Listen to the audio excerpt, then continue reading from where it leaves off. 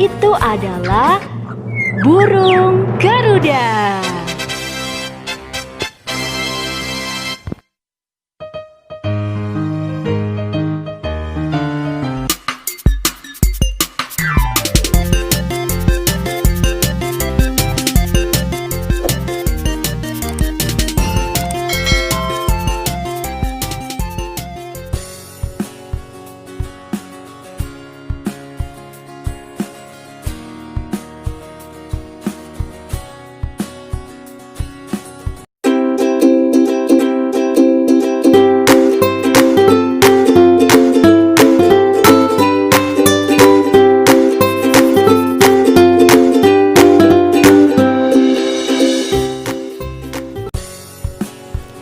Bismillahirrahmanirrahim. Assalamualaikum anak hebat di seluruh Nusantara.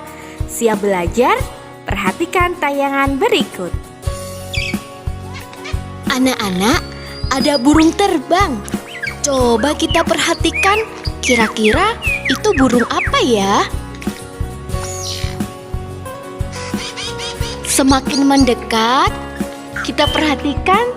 Ya, ternyata burungnya lewat begitu saja. Kita tunggu kembali. Dan ternyata itu adalah burung Garuda.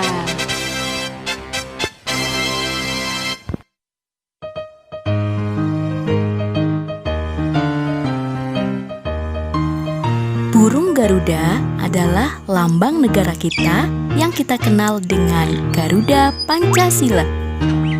Pancasila sebagai dasar negara Indonesia. Burung Garuda besar, gagah, dan perkasa. Lihatlah perisainya. Perisai itu memuat simbol dari sila-sila pada Pancasila. Bintang melambangkan sila pertama yang berbunyi Ketuhanan Yang Maha Esa. Rantai emas melambangkan sila kedua yang berbunyi kemanusiaan yang adil dan beradab. Pohon beringin melambangkan sila ketiga yang berbunyi persatuan Indonesia.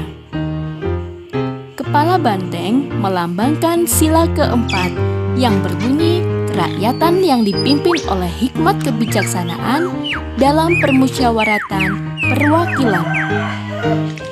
Padi dan kapas melambangkan sila kelima yang berbunyi keadilan sosial bagi seluruh rakyat Indonesia.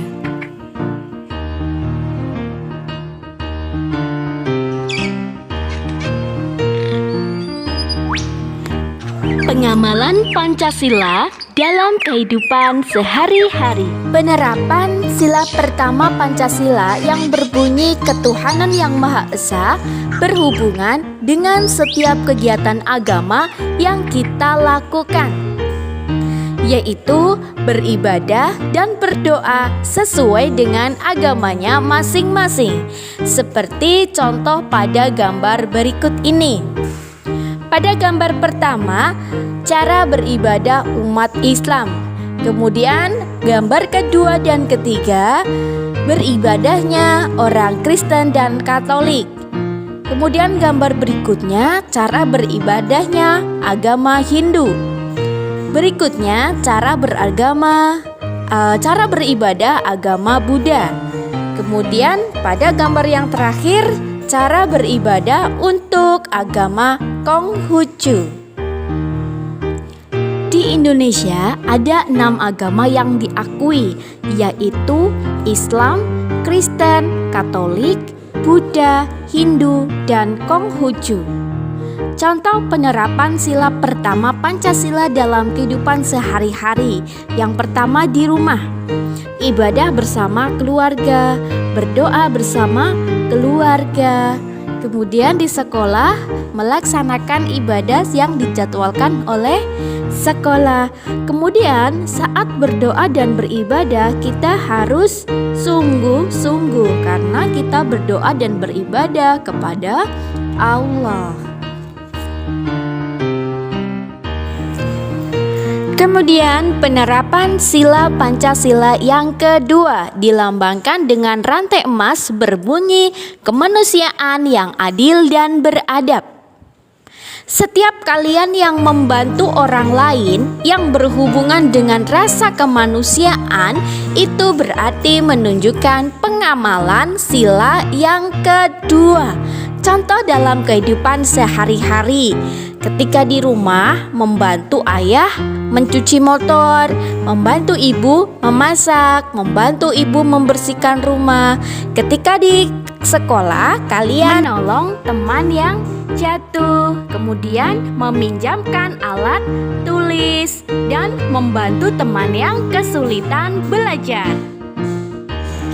Kemudian di masyarakat, membantu orang yang tersesat atau sedang menanyakan alamat. Kan biasanya ada ya orang asing yang datang ke kampung kita menanyakan alamat orang lain. Kemudian yang kedua, membantu orang tua menyeberang jalan. Yang ketiga, mempersilahkan orang beristirahat saat kelelahan bekerja bakti. Sila ketiga Pancasila. Ada yang masih ingat apa simbolnya? Ya, pohon beringin berbunyi Persatuan Indonesia. Pada sila ketiga berhubungan dengan hidup rukun. Hidup rukun di sekolah, hidup rukun di rumah, hidup rukun di tempat bermain maupun hidup rukun di masyarakat. Contoh penerapannya, ketika kalian di rumah tidak bertengkar dengan saudara. Ketika kalian di tempat bermain dengan rukun bersama teman-teman. Ketika kalian berada di sekolah, kalian hidup rukun bersama teman-teman, mau berbagi bekal, melakukan piket kelas bersama-sama, melakukan upacara bendera dengan tertib, saling memaafkan kesalahan orang lain. Itu juga termasuk penerapan Pancasila yang ketiga. Penerapan sila keempat Pancasila yang dilambangkan dengan kepala banteng yang berbunyi kerakyatan yang dipimpin oleh hikmat kebijaksanaan dalam permusyawaratan perwakilan. Sila keempat berhubungan dengan musyawarah. Musyawarah adalah menyelesaikan masalah secara bersama-sama untuk mencapai mufakat. Contoh penerapan di rumah. Bermusyawarah dengan keluarga menentukan tempat liburan. Kemudian contoh penerapan di sekolah, bermusyawarah memilih ketua kelas. Contoh penerapan di masyarakat, musyawarah pemilihan ketua RT. Musyawarah dilakukan untuk mencapai kesepakatan. Dalam musyawarah, kita harus menghargai pendapat orang lain. Tidak boleh mengejek pendapat orang lain. Yang ketiga, ketika ada orang lain yang berpendapat, kita tidak boleh memotong pembicaraannya. Penerapan Pancasila yang kelima dilambangkan dengan padi dan kapas yang berbunyi keadilan sosial bagi seluruh rakyat Indonesia. Sila kelima berhubungan dengan sikap adil dan gotong royong. Contoh penerapan dalam kehidupan di rumah: pandai membagi waktu antara bermain dan belajar, rajin menabung, bergotong royong membersihkan rumah, tidak membeda-bedakan teman. Contoh di masyarakat, ada kegiatan kemasyarakatan yang diikuti oleh warga. Contoh Siskamling. Dalam membagi tugas dilakukan dengan adil. kerja bakti. Kerja bakti pun dilakukan dengan pembagian tugas yang adil. Posyandu, masyarakat diberi pelayanan yang maksimal. Demikian tadi materi PPKN kelas 2 tema 1 hidup rukun tentang simbol Pancasila dan pengamalannya dalam kehidupan sehari-hari. Semoga dapat membantu kalian belajar ya. Sampai